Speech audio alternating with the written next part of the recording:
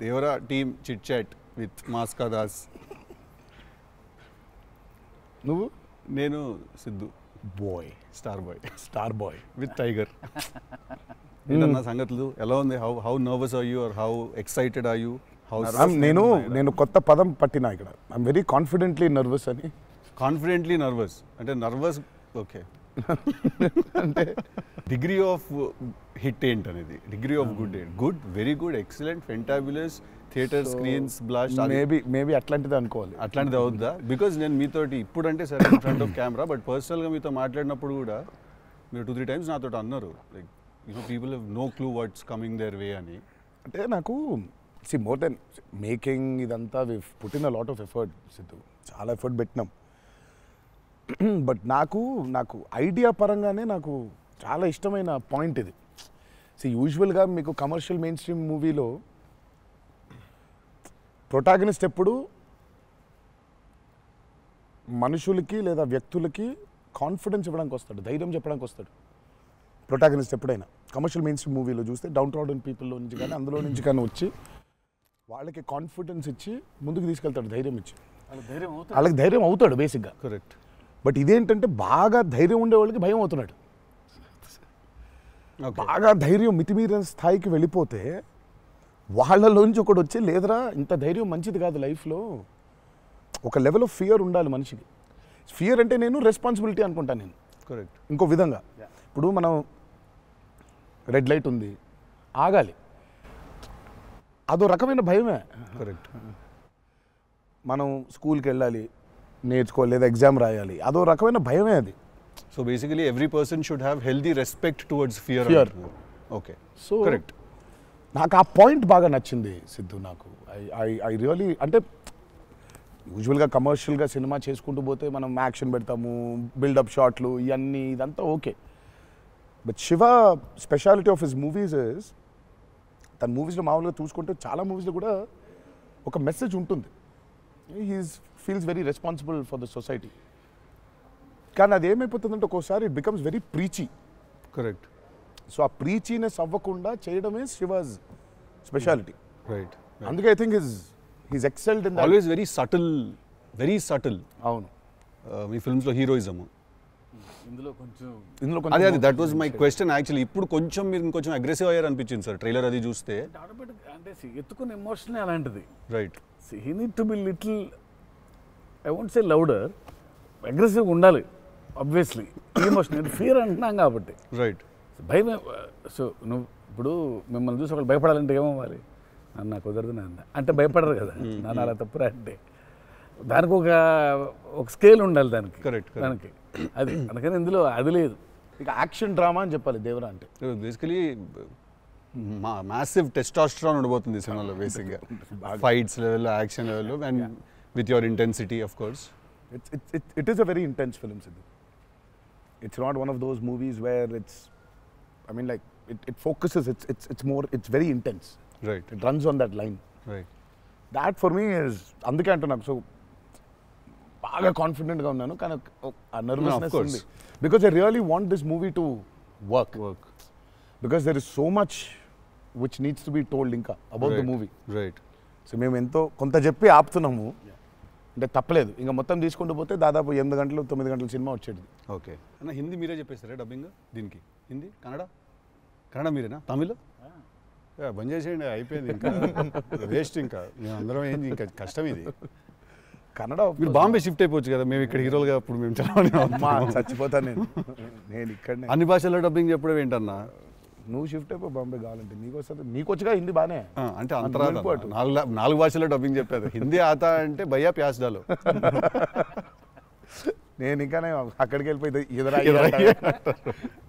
ఇదరా అయ్యే హిందీ అనుకున్నా. Professionally what is your biggest fear sir? Of course I might not be able to make a great film, cinema success అవుతుందా లేదా, but as an artist personally నేను అసలు తాడు బొంగరం లేనిలా బతుకుతాను నేను. నాకు అంత పెద్ద ఫియర్ ఏముంది? నేను ఎత్తుకున్న ఎమోషన్ రైట్ ట్రాక్లో వెళ్తుందా లేదా? ఒక్కరితో అయ్యే పని కాదు, 100 మంది ఉంటే కానీ సినిమా అవుద్ది. వీళ్ళందరినీ రైట్ ట్రాక్లో పెట్టి కరెక్ట్ అవుట్పుట్ తీయగలమా లేదా అన్నంత మించి అసలు భయం అనేది లేదు అసలు. ఇంకా అసలు భయం ఛాన్సే లేదు, అదొక్కటే భయం. సో భయం ఎంత అవసరం అని సినిమా తీస్తూ సార్ భయం భయపడే ఛాన్స్ లేదని చెప్తున్నాడు సార్. అట్లుంటది కొరటాల శివ గారితో. I'm accountable. కరెక్ట్. నాకు ఇచ్చిన జాబ్కి అసలు ఆ ఒక్క భయం ఉంటే ప్రపంచంలో ఇంకెవరికి భయం అవసరంలా. ఆ ఒక్క భయం అడుగుతుంది. కరెక్ట్. ఇంకెందుకు భయం? So accountability. యా అదే కదా భయం అంటే. ట్రూ. నీకు పని ఇచ్చారు, నువ్వు ఆ పని చేసావు భయంతో, అమ్మో ఇది అవ్వకపోతే ఏంటనే ఒక భయం ఉంది. ప్రపంచం అంతా ప్రశాంతంగా ఉంటుంది ఎవరి పని చేస్తే. పక్కనోటి పనుల్లో చేయి దూర్చి ఆయన ఇబ్బంది పెట్టి ఇది పెట్టి మనం చేయక ఇంతకు మించింది ఏముంది? ఎవరి పని చేస్తే అసలు భయం ఉన్నట్టే మనకు ప్రపంచంలో అంతా. ప్రపంచం అంతా అంతేగా. నీ భయం ఏంటి? నా భయం అన్న ఇంటర్వ్యూ అనుకున్నంత గ్రేట్గా రాదేమో అని భయపడుతున్నాను. విశ్వక్ చాలా కాన్ఫిడెంట్గా ఉన్నాడు. అంటే వాడు హోంవర్క్ చేసాడు. క్వశ్చన్ అడిగిన అదిరిపోయింది. వాడు హోంవర్క్ చేసి వచ్చాడు. వాడు క్వశ్చన్స్ రాసుకుని వచ్చాడు. నేను రాసిన 2-3 ఓకే రైట్ అనుకున్నా. కానీ నాజ్ ఏ ఫ్యాన్ తెలుసుకోవాలని ఉంటుంది కదా, నిన్నేం భయపెడుతుంది. నాకైతే నేను ఆన్సర్ అయితే నాకేం లేదన్న చెప్తే. నీకేం భయం? నాకేం లేదన్న. నీకు లేదు భయం? అట్లుండాలి. అట్లుంటుంది. హెల్త్ అన్న, హెల్త్ గురించి భయపడతా అంతే. మరి ఉంది కదా. అంటే వాడికి దూరిన దాంట్లో నుంచి బయటికి ఎలా రావాలని భయం ఉంటుంది. భయం లేదు ఎవరికి లేదండి. ఇతరులకు కూడా భయం ఉంటుంది. అంటే scariest thing for me is health అన్న. వేరే వాళ్ళు ఎవరన్నా కొంచెం సిక్కున్నా కూడా నాకు పాపం భయం అవుతుంటుంది. అది అన్నిటికంటే ముందు జాగ్రత్త. అది ఉంటే ఎట్లన్నా పోరాడొచ్చు అనిపిస్తుంది. సో హెల్త్ గురించి భయం అవుతుంది. That is answer. అది నీళ్ళు ఇంత డెప్త్ ఉందని ఎక్స్పెక్ట్ చేయలేదు నేను ఎక్స్పెక్ట్ చేయలేదు. నేను 7కి ఫస్ట్ షాట్ అంటే 6:30 కల్లా ఉండలేకపోతానేమో ఇట్లాంటివి చెప్తాను అనుకున్నాను. పక్కనోడు హెల్త్ అప్సెట్ అయితే నాకు ఓకే. నో మ్యాటర్ వాట్ ఇదైతే నేను చేయ కెమెరా ముందు అనేది ఏమన్నా ఉందా అన్న నీకు? నేనా? ఇదైతే వెరీ వెరీ వెరీ ఇంపార్టెంట్. ఏదైనా నాకు రీజనింగ్ ఉండాలి. రీజనింగ్ ఉంటే ఏదైనా చేయడానికి రెడీ నేను, దేనికైనా. ఇది మాత్రం అందరు యాంకర్లు అడిగినట్టు రొటీన్ అడగాల్సి వస్తుంది. కానీ అడుగుతున్నా, ఎట్లుందన్న రొమాన్స్ చేస్తున్నప్పుడు దేవరాల? ఎట్లుంటుంది?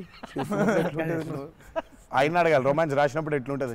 ఆయన నేనైనా చూసేటోళ్ళం అన్న, చేసింది మీరు కదా, ఎట్లుండే అన్నట్టుగా బాగా అడుగుతున్నాడు అని అడిగాడు. గలీజ్గా అడిగింది. కాదు కాదు రొమాన్స్ ఎట్లుంటుంది చేసినప్పుడు ఎట్లుంటుంది అంటే, Do you have fear while doing intimate scenes? అట్లా ఇంటిమేట్ సీన్స్ ఏం లేవు కానీ ఫియర్ బండికి. బట్ దేవరా చూడడానికి మంచిగా ఉండే, చూడడానికి మంచిగా ఉండే మాకు. ఏది పాటలు? అవును, పాటలున్నా చూపించారు. సినిమాకి రావాలి మీరిని చూడాలంటే. సో అదో కొత్త రకమైన రొమాన్స్ రాశాడు ఈయన. మీరు అనుకుంటున్నట్టు రొమాన్స్ ఉండదు కానీ ఆ లోకంలో ఆ లెవెల్ రొమాన్స్ ఉండదు అంటారు. Correct correct. ఈ లెవెల్ రొమాన్స్ ఉండదు కానీ కొంచెం ఆ లెవెల్ రొమాన్స్ కూడా ఉండదు కానీ మా లెవెల్లో రొమాన్స్ ఉంటుంది. ఏదో ఏమో చేస్తావేమో ఫ్యూచర్లో అని. So it's nice, it will be good. Janhvi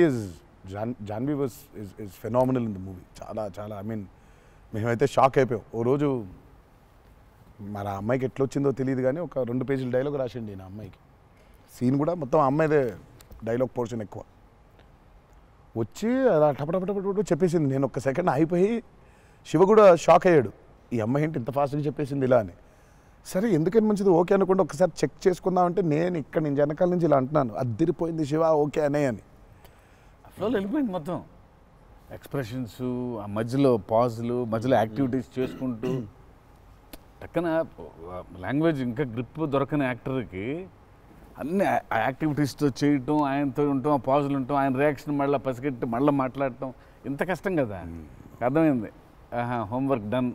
that I think she'll become very big.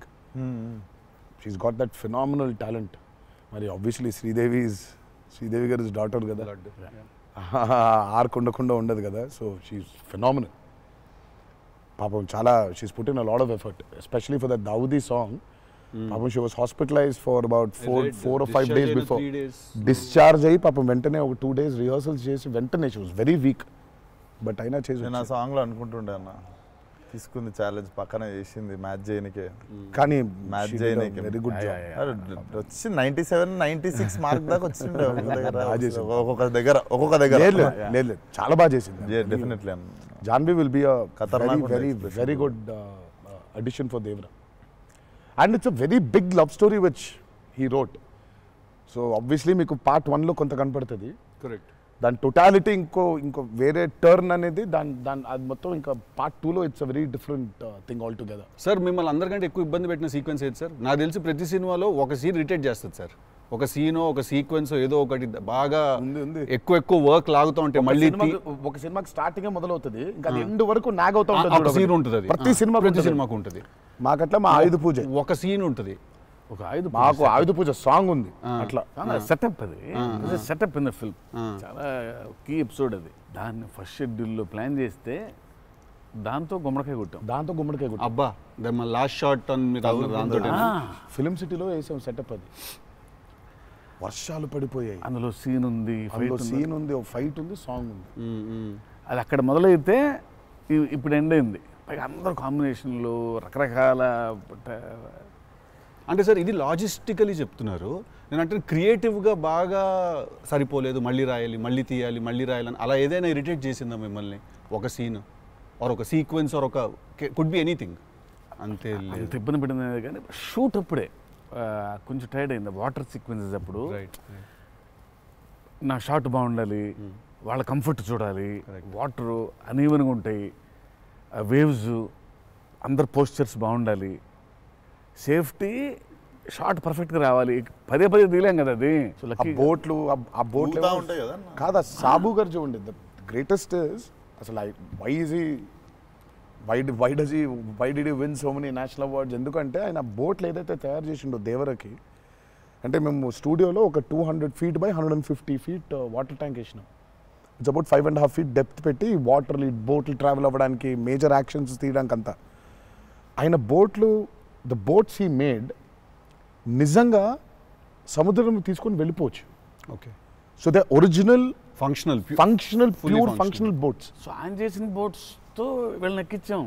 Okay, ఇప్పుడు ఒక 4 బోట్లు కావాలి. సో వీళ్ళందరూ వెళ్ళడానికి మనం ఏమనుకుంటాం, బోట్లు అంటే ఇప్పుడు తెప్పిస్తారు, ఎక్కిస్తాం అనుకుంటాం కదా.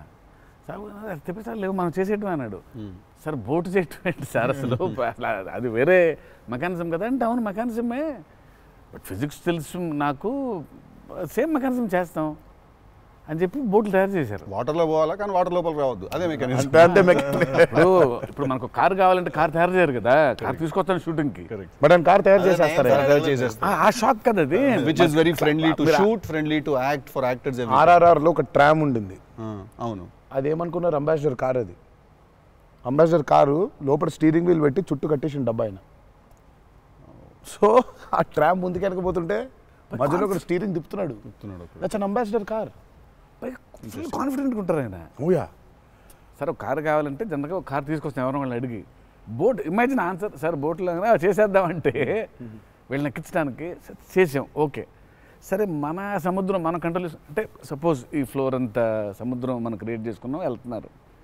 షూటింగ్కి వెళ్ళాం గోవా వెళ్తే అక్కడ రంగుల బోట్లు, నా కలర్ బోట్లు కాదు అవి, నా ఓల్డ్ కొంచెం ఎర్తీ టోన్స్ బ్రౌన్ కలర్ బోట్స్, అలాంటి బోట్లు కావాలి మనకి. అక్కడ రంగులు కొత్త పైగా మోడర్న్ బోట్స్, ఫైబర్తో చేసిన బోట్స్, వుడెన్ బోట్స్ కాదు అవి. ఏంటంటే లేదు నేను మన బోట్ తీసుకొచ్చాం అన్నారు. సరే ఇది నిజమైన సముద్రం అండి, మనది ఏంటంటే దానికి బోట్ లాక్కొచ్చి మోటార్ ఒకటి పెట్టి బిగించేసి పద వెళ్దామంటున్నారు. వెళ్ళిరా సార్? వెళ్ళాము యాక్టర్లు తీసుకొని మరి ఈత వచ్చా సార్? వచ్చు, ఇంకొంచెం ధైర్యం ఉంటుంది. వెంట మిడిల్ ఆఫ్ ది సీ ఈ బోట్తో అసలు probably as and one of the biggest assets for Devara. 3 cinema వచ్చినప్పుడు బ్యాక్గ్రౌండ్ స్కోర్ పెట్టుకొని ఫుల్ ఇంటుండే ఆ టైంలో అనిరుద్.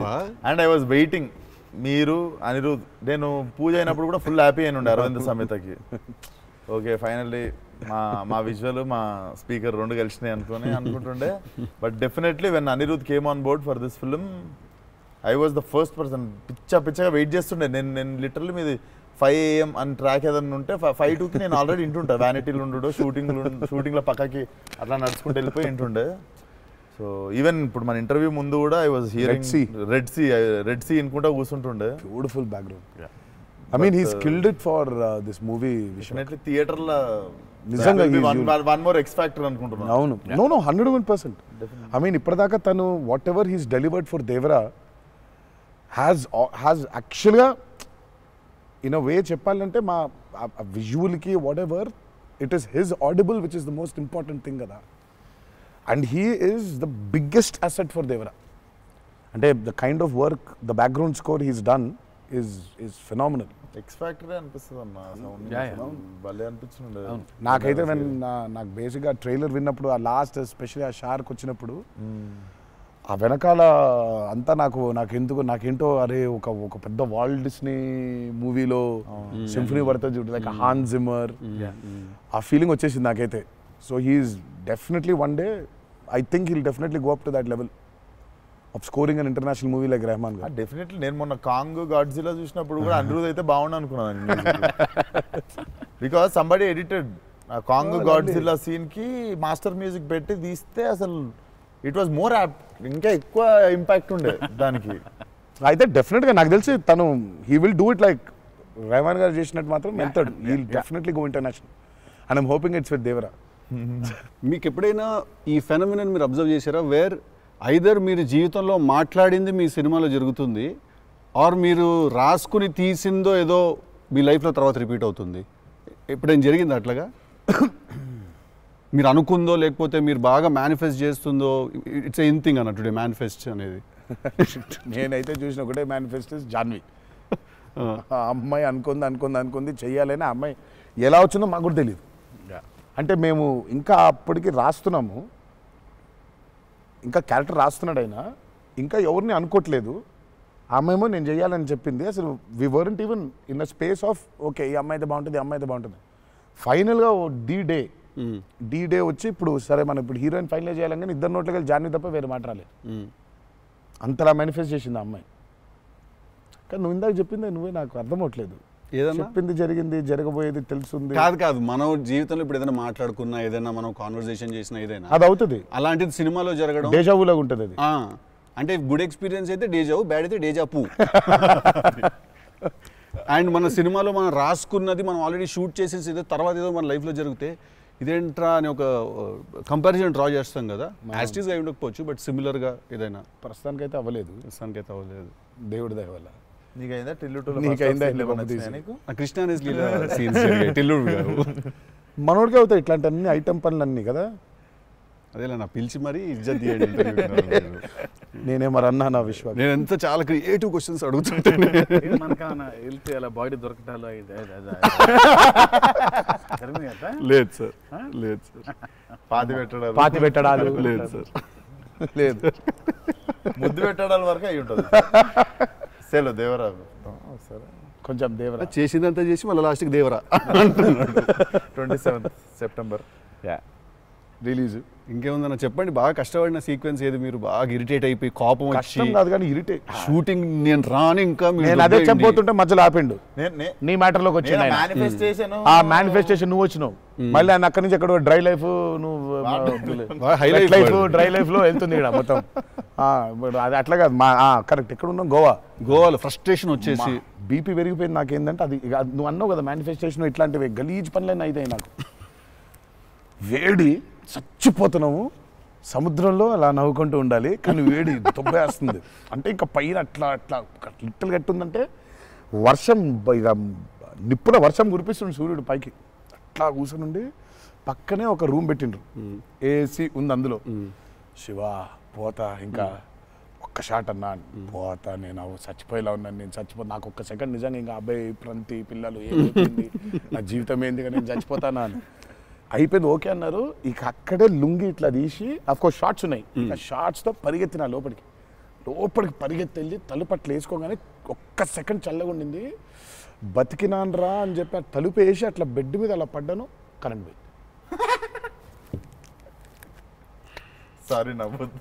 నీ కష్టం పగవాడికి కూడా రాకూడదు, మీకు కూడా రావద్దు. నిజంగా నాకు కరెంట్ పోయింది. కరెంట్ పోయి నేను ఇంకా ఫోను, అమ్మ కరెంట్ పోయింది, ఇంటి దగ్గర జనరేటర్ లేదా? దరిద్రం చూడు, కరెక్ట్గా ఆ రోజే నిన్న ఆడు జనరేటర్ పాడైపోయింది. ఇప్పుడు బయటికి వెళ్తే ఒక టార్చర్, లోపల ఉంటేమో అవన్ అయిపోయింది ఇది. ఇక ఇప్పుడు నేను లోపల ఇప్పుడు బయట ఒక చికెన్ లాగా ఫ్రై అయిపోవాలా, తందూరు అవ్వాలా, లేకపోతే లోపల ఇడ్లీ లాగా స్టీమ్ అవ్వాలా. ఈ మీమాంసలో సౌత్ ఇండియన్ ఇంకా ఏంటో ఇంకా ఇది ఇంకా అసలు నా వల్ల ఒక బనీని చింపేద్దాం అనుకున్నా అసలు నాకేం అర్థమవట్లేదు. ఎందుకు జరుగుతుంది ఇట్లా? ఎందుకు ఇలా జరుగుతుంది? అసలు నేనేం పాపం చేశాను? ఇలా జరుగుతుంటే ఒక అరగంట పోయింది, 40 నిమిషాలకి కరెంట్ వచ్చింది. 40 నిమిషాలకి కరెంట్ వచ్చింది, షార్ట్ రెడీ అన్నారు. సరే ఇప్పుడు నేను చెప్తా, ఇంకా అవ్వలేదు. ఇప్పుడు ఇది ఎంతసేపు అవుద్ది వేడి? ఇది చల్లబడాలి కదా, ఇది చల్లబడే లోపు టైం లేదు. ఇది చల్లబడాలంటే ఆ రూము ఆ పర్టికులర్ మూమెంట్లో ఈజీగా 15-20 నిమిషాలు పడుతుంది. ఈలోపు షార్ట్ రెడీ అన్నారు. సరే షార్ట్ రెడీ కదా అని చెప్పి మూసిన కర్టన్ ఇట్లా తెరిచిన. షార్ట్ రెడీ కదా, శివ ఎక్కడున్నాడని చూద్దామని ఈ కర్టన్ ఇట్లా తెరిచేసరికి ఈయన రాజు సుందర మాస్టర్ పరిగెడుతున్నారు నా రూమ్ వైపు. నాకు అర్థం కావట్లేదు వీళ్ళు దేనికి ఇట్లా పరిగెడుతున్నారని. అక్కడ చల్లగా ఉంది వద్దాం ఏమన్నా. వచ్చిన తర్వాత చూస్తే అప్పుడు ఆయన చెప్తాడు స్టోరీ ఏంటో. సార్ మాది వేరే, అందరం కలిసి భోజనం చేస్తాను, ఆ చెమటలతోనే ఇది అయింది. కరెంట్ లేదు, బయట కాలిపోతుంది. టెంట్లో కూడా బ్లాక్ క్లాత్ టెంట్లు అయ్యి తగులుతుంది, అసలు వేడి ఇటు నుంచి వస్తుంది. అలా ఉంది. మాదేంటి హీరో రూము, ఏసీ కట్టెలు వేసి ఉన్నాయి, లోపల జరిగే టార్చర్ ఇలాగా ఉందేమో అనుకుంటున్నారు మీరు అక్కడ. ఆ చిన్న దూరితే ఏదో అని. సరే కాసేపు రిలాక్స్ అవుతున్నారేమో, కట్టెలు వేసి ఉన్నాయి, ఇప్పుడు వెళ్ళి డోర్లు కొట్టి మరి తుఫాన్ వచ్చినట్టు బయట బాగోదులే అనే ఫీలింగ్లో ఉంటే వీళ్ళిద్దరు అట్లా వెయిటింగ్, ఇట్లా ఇద్దరు అలా వెయిటింగ్. కర్టెన్ ఎప్పుడు తెరుస్తాడా అర్థమైంది. చిన్న ఉన్నారు, చూస్తున్నారు మనల్ని, పరిగెత్తుదాం లోపలికి ఏసీ కోసం అని వచ్చాడు. ఎక్కడికన్నా చచ్చిపోతున్నా అన్న, అయిపో అవ్వట్లేదండి, ఇక్కడ కూడా అట్లాగింది పరిస్థితి, ఏం పెద్ద లేదు, రండి ఇదే ఇంత వేడిగా ఉంది అన్నట్టు. ఐ థింక్ మనం ఆ పేపర్ మీద రాసుకుని సెట్కి వెళ్ళి కెమెరా అంతా పెట్టిన తర్వాత కూడా we're all waiting to stumble upon one moment of honesty in that take. నా journey it's the same thing every day for every movie. మీకే తెలియదు మీరు అలా చేస్తారని? తెలీదు. అక్కడ కరెక్ట్గా వెళ్ళే ముందు ఒకటేదో దొరుకుద్ది. కరెక్ట్. ఇప్పుడు మామూలుగా దేవరాలు ఉంది, వర ఎలా ఉండాలో ఒక ఐడియా ఉంది. ఇప్పుడు దేవర ఎలా ఉండాలో దొరకట్లేదు నాకు. సో నాకు అర్థం అవ్వట్లేదు. అంటే ఇప్పుడు ఎలా ఉండాలి, బాడీ లాంగ్వేజ్ ఎలా ఉండాలి ఏంటని చంపుకు తిన్నా శివని. కాచివా ఏం శివ నాకేం అర్థం అవ్వట్లేదు, ఏదో చెప్పంటే అబ్బా మీకు వచ్చేస్తుందిలే నిలిపాడు. రావడం ఏంటి, కాదు శివ ఏదో నాకేం అర్థం అవ్వట్లేదు, దేవర ఏంటి, ఇప్పుడు వాడు ఎట్లుండాలి, వాడు మూడ్ సెట్ ఏంటి, వాడు మైండ్ సెట్ ఎట్లున్నాడు, ఎట్లా నడవాలి, ఎట్లా నిల్చోవాలి ఏంటి, చాలా కంపోజ్గా ఉండాలా, మరీ ఓవర్ కంపోజ్గా ఉండాలా, లేకపోతే అగ్రెసివ్గా ఉండాలా, నాకేం అర్థం అవ్వట్లేదు. ఫైనల్గా I just felt that okay ఇప్పుడు నేను I don't know, I just probably place Abhay or Bhargav there. Scene ఏంటంటే కొడుకుతో సీన్ ఉంది అక్కడ. ఇప్పుడు నేను ఎట్లుండాలి అనేది నా అర్థం అవ్వట్లేదు. సో ఇమ్మీడియట్గా I just felt that okay అసలు ఇది అంతా కాదు, దేవరాజ్ ఫాదర్ కదా, ఆ ఫాదర్ ఇన్స్టింక్ట్ తెచ్చాయి ఫస్ట్. రైట్. కొడుకుతో ఎట్లుంటున్నాడో తెలిస్తే సమాజంతో ఎట్లుంటున్నాడో అర్థమైపోతుంది. కరెక్ట్. అలా దొరికింది. బట్ ప్రతిసారి అదే కాదు. వన్ ఆఫ్ ద మోస్ట్ ఇంటెన్సా దేవరా క్యారెక్టర్ ఫాదర్ది. I definitely will say that. డెఫినెట్గా పర్ఫార్మెన్స్లో మీకు అగ్రెసివ్నెస్ కనిపించదు అట్లా. అంటే nature of Devara is not that. కానీ సముద్రం అంతా డెప్త్లో భారం మోసే క్యారెక్టర్ అది. సో ఫిలసాఫికలీ అగ్రెసివా? Yeah, very right. Philosophically is very aggressive and regal. అదే అగ్రెసివ్, అది ఆ రీగల్నెస్ ఉంటుంది. But is very philosophically aggressive. Right. Because అంత భారం మోస్తున్నాడు యాక్చువల్గా. కొంచెం ఆ వాజ్ డిఫికల్ట్ బికాస్ ప్రతిసారి అది కనిపించాలి. సార్ అన్నీ అన్నవేనా వెపన్స్?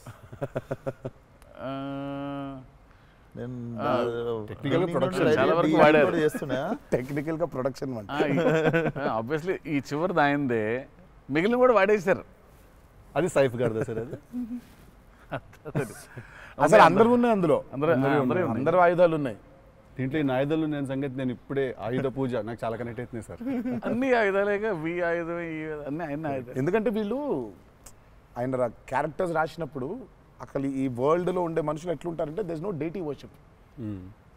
డైటీ వర్షిప్ లేదు. రైట్. వాళ్ళు పూజించేది వాళ్ళ ఆయుధాలని. So they worship their weapons which are coming from తరతరాల నుంచి వచ్చే ఆయుధాలని పూజిస్తారు వాళ్ళు. సో డైటీ వర్షిప్ లేదు వాళ్ళకి. ఓహో, ఓకే. ఆయుధాలే ఒక కులం లేదు వాళ్ళకి, ఒక మతం లేదు, అసలు భయం అసలే లేదు. అదే ట్రైలర్లో రాసింది అంటే. బట్ అసలు సో అందుకే వాళ్ళకి weapons are very very very important. Why is it so important అనేది వీళ్ళు యాక్చువల్లీ ప్రాబబ్లీ సినిమా చూసినప్పుడు ఆ ఎండ్కి ఒక డైలాగ్ ఉంటుంది.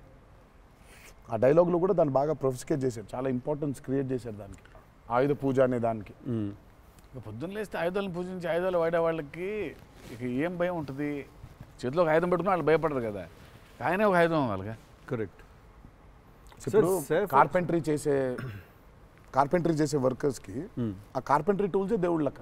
కరెక్ట్.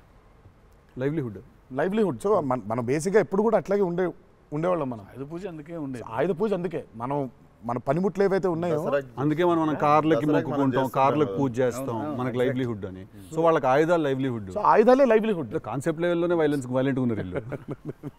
ఎగ్జాక్ట్లీ. నాకు తెలిసి ఆయనకు తెలిసినట్టు పాజెస్ని వాడడం sir. He uses pauses like బ్రిలియంట్గా వాడతారు. ఎక్కడ మామూలుగా డైలాగ్ తర్వాత డైలాగ్ చెప్పాలి అన్నది ఒకటి మైండ్లో ఉండి చెప్పుకుంటూ వెళ్ళిపోతుంటారు. బట్ నేను ఇంతసేపు కొంతసేపు ఏం చెప్పాను నేను అని చెప్పి పాజెస్ చాలా బాగా వాడతారు అన్న మీరు. రియల్లీ